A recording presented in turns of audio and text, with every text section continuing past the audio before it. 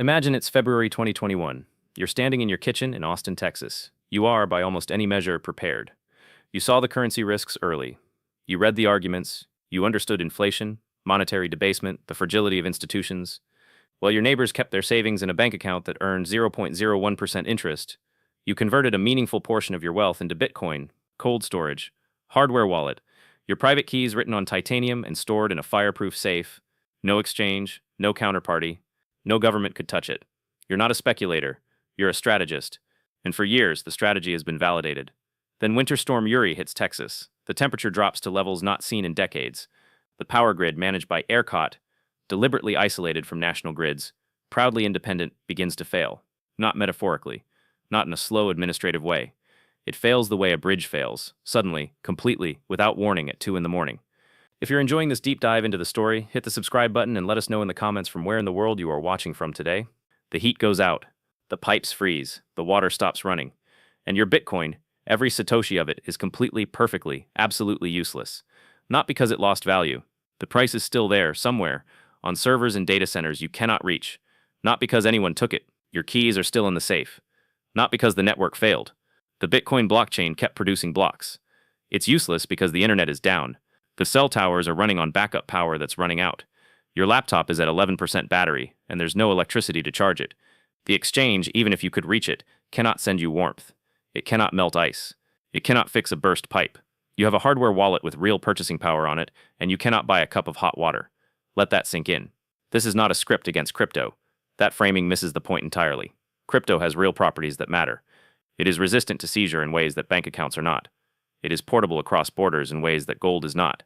It is programmable and divisible, and in environments where the internet functions and the grid is stable, it performs as a monetary instrument with genuine advantages over legacy systems. Anyone who dismisses crypto entirely doesn't understand what it was designed to solve. But this script is about a different question, one that almost nobody in the digital asset community is willing to ask honestly. What happens when the infrastructure that crypto runs on disappears? Not what happens to the price, not what happens to regulation. What happens to the basic utility of a digital asset when the digital layer ceases to exist? Because crypto is not like gold. Gold is physically inert. You can hold it. It doesn't need power to remain gold. It doesn't need a network to remain valuable in your hand. Crypto is a protocol running on hardware, connected by cables, sustained by electricity, validated by nodes that require cooling, operated by humans who need to eat and be warm. Strip away any layer of that stack, and the asset doesn't just become hard to use, it becomes inaccessible. Completely. Instantly. And here is the historical pattern that almost no one in the digital asset space has been willing to confront. The collapses that have destroyed ordinary people in the modern era have not been primarily monetary collapses. They have been infrastructure collapses, grid failures, supply chain disintegrations, logistical breakdowns. The kind of failure where the exchange assumption doesn't just bend, it shatters, and it shatters along the exact fault lines that digital assets are most exposed to. This is documented. This is not interpretation. And once you see it, the entire architecture of digital wealth preservation looks very different. Let's start with what crypto actually is, mechanically, because most people have never thought it through at this level. Crypto is not wealth. Crypto is a claim on wealth, encoded in a distributed ledger, accessible only through a functioning technical stack. That stack has 7 layers. Every single one of them has to work. There is the device layer, the hardware you use to access your wallet. There is the power layer, the electricity that runs that hardware. There is the network layer, the internet that connects you to the blockchain. There is the infrastructure layer, the data centers, the nodes, the miners or validators that sustain the network itself. There is the exchange layer, the mechanism by which you convert crypto into goods or local currency, which requires counterparties with working infrastructure. There is the social trust layer, the shared belief that the asset is worth something, which requires enough of civilization to be functional to maintain that belief. And there is the governance layer, the regulatory and institutional environment in which you're trying to use it. Gold has 1 layer, physical possession. Cash has 2 layers, physical possession and institutional trust. Crypto has 7. In a stable environment, those layers are invisible. In a fractured environment, each one becomes a potential point of total failure, not degraded function, failure, binary, on or off. And history is clear on what happens to assets with invisible dependencies when those dependencies suddenly become visible. Let's examine the Puerto Rico crisis of 2017. Hurricane Maria made landfall on September 20, 2017. It was a Category 4 storm that struck an island whose grid was already aging, already fragile, already carrying $9 billion in debt with deferred maintenance stretching back decades. The storm didn't just damage the grid, it destroyed it. Puerto Rico lost power for the longest blackout in American history. Over 3 million people. Some areas were without electricity for 11 months, nearly a full year. In the aftermath, something revealing happened in the cryptocurrency community. Several high-profile crypto advocates pointed out that if Puerto Ricans had held Bitcoin instead of dollars, their wealth would have been preserved. The argument was technically correct in the narrowest possible sense. The Bitcoin network kept running. The price held and then rose. But the argument was catastrophically wrong in every way that mattered. People in the interior of Puerto Rico couldn't charge their phones. Cell towers were down or running on generators that ran out of diesel within days. Internet access was intermittent for months in the hardest-hit areas. ATMs weren't working. Point-of-sale terminals weren't working. The economy that emerged in the immediate aftermath of Maria wasn't digital. It was cash, then barter, then mutual aid. People needed ice. They needed water purification tablets. They needed food that didn't require cooking. They needed generators and diesel, and someone who knew how to wire a house safely. The people who fared best in those communities were not the ones with the most digital assets. They were the ones with the most physical capabilities. Neighbors who had generators, people who knew how to filter water, families who had stocked food. Communities with existing relationships of mutual aid that didn't require any infrastructure at all to activate. The lesson wasn't that crypto failed. The lesson was that the question of which asset to hold was the wrong question entirely. Now, let's go further. Ukraine, 2022. Russia's full-scale invasion began in February. In the months that followed, Russian strikes targeted energy infrastructure specifically and systematically. Not military installations, not troop positions, power plants, transmission lines, substations. By winter 2022, Ukraine had lost roughly half of its electricity generation capacity. Cities across Ukraine experienced rolling blackouts of 4, 6, sometimes 12 hours per day. In some areas, power was available for only a few hours in the day. Here is what crypto advocates were saying during this period. Ukraine was a proof of concept for digital assets. Ukrainians had used crypto to receive donations. The government itself had received hundreds of millions in crypto support. This was real, and it was meaningful. But here is what was also true. In the areas hardest hit by blackouts, in the towns close to the front lines, in the villages that lost power for days at a time, the daily mechanics of survival didn't run on the blockchain. They ran on wood, on preserved food, on community networks, on people who knew how to stay warm without electricity. Crypto worked beautifully as an international financial channel when the internet was up and when the parties transacting had power. It worked as an instrument for a government treasury receiving international transfers on a functioning server in a city with backup power. It did not work as survival infrastructure for a grandmother in Kherson trying to stay warm in February. These are not contradictions. They are illustrations of the same principle. Crypto is an instrument optimized for a functioning digital environment. It degrades to zero when that environment is unavailable. The question is not which is better, crypto or something else. The question is, what happens in the specific scenario where the grid goes down, the network goes offline, and the digital layer disappears? And the historical answer is consistent. In those scenarios, the assets that have value are not digital, they are physical, they are human. There is a mental model that's useful here. Call it the infrastructure dependency chain. Every asset has an infrastructure dependency chain, a set of systems that must be functioning for the asset to perform its basic purpose. A pile of firewood has a dependency chain of 0. It burns whether or not the grid is up, whether or not the internet is running, whether or not any institution in the world is solvent. It is pure infrastructure-independent energy storage. A bag of rice has a dependency chain of near 0. You need water and heat to cook it, but those can be sourced without modern infrastructure. Gold has a short dependency chain, physical possession, plus the social trust that gold has value, and that trust has been stable across 5,000 years of monetary history. Cash has a medium dependency chain, physical possession, plus institutional trust, plus a functioning enough economy that someone will accept it.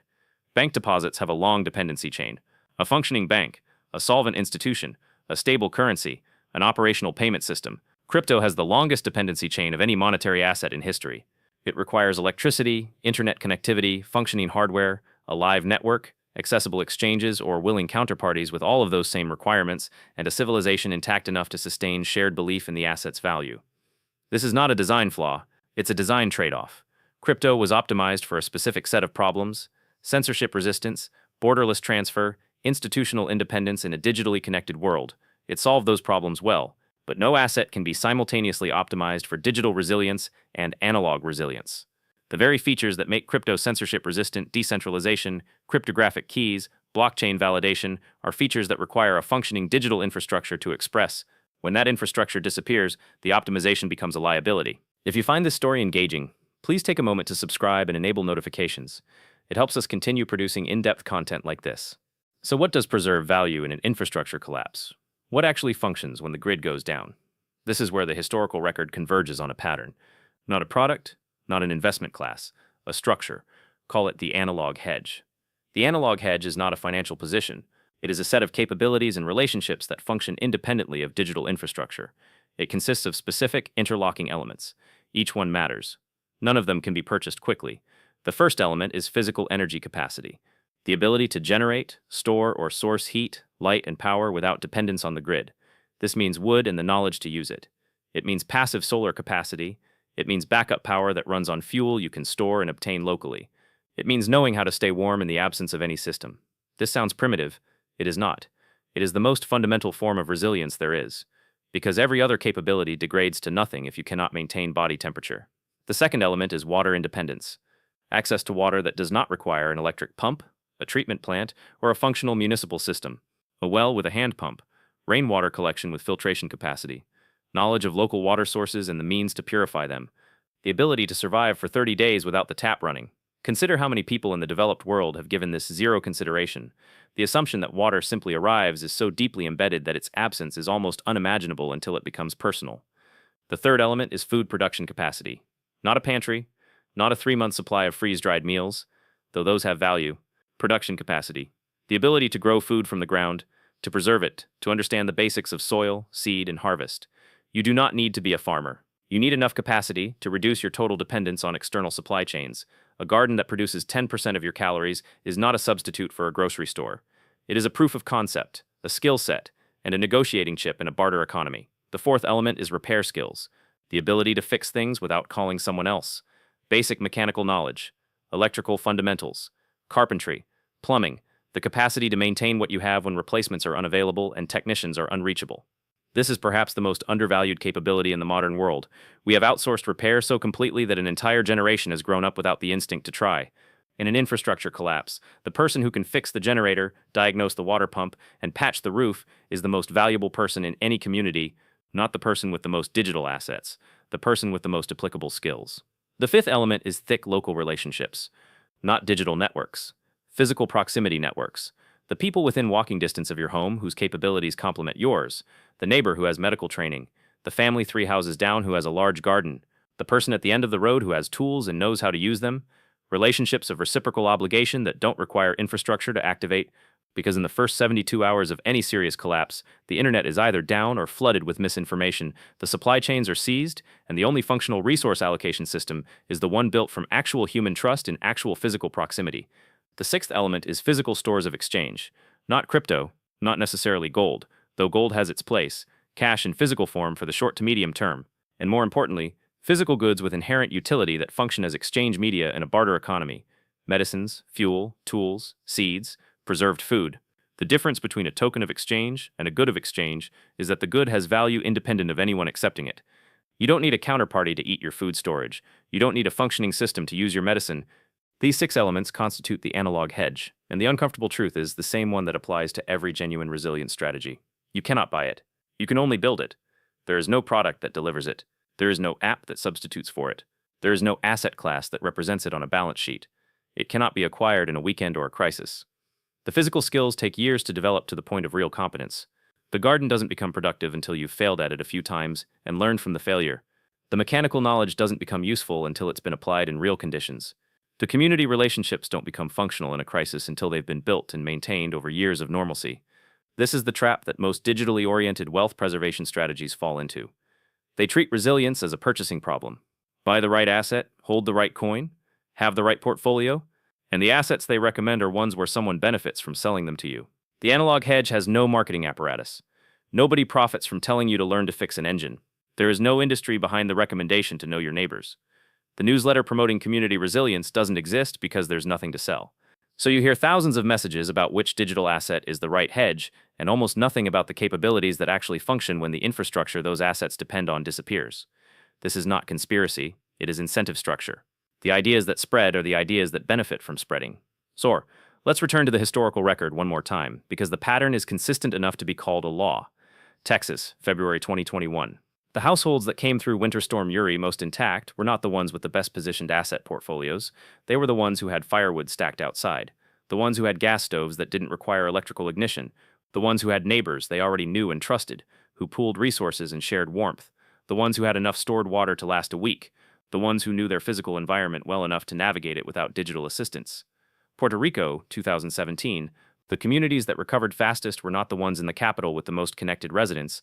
They were the mountain communities with traditions of mutual aid, with older residents who remembered life before full grid dependence, with the skills and relationships to organize without infrastructure. The pattern in every documented infrastructure failure is the same. The people who survive best are not the wealthiest. They are the most structurally analog, the most capable of functioning outside the systems that most people depend on invisibly until those systems disappear. Let's be precise about what this means in practice. If you are genuinely concerned about systemic risk, grid failure, supply chain fracture, infrastructure collapse, whether from extreme weather, geopolitical escalation, or cascading technical failure, your preparation needs to be structured, not merely allocated. Ask yourself, if the power went out in your area for 30 days, what would happen? Not to your portfolio, to your life. Do you have heat? Do you have water? Do you have food that doesn't require a functioning supply chain to resupply? Do you know the people within walking distance of your home well enough to cooperate with them under stress? Ask yourself, what can you do with your hands? What can you fix? What can you build? What can you grow? Because in a fractured infrastructure environment, the answer to those questions is your actual net worth. Ask yourself, where are your dependencies? Every dependency on the digital layer, on the grid, on the supply chain, on institutional functioning, each one is an exposure, not necessarily one you can eliminate, but one you should understand. The goal is not to become entirely analog, but is neither realistic nor desirable for most people. The goal is deliberate reduction of invisible dependencies. The strategic development of capabilities that function independently of the infrastructure you rely on the rest of the time. This is not the same as prepping in the bunker sense.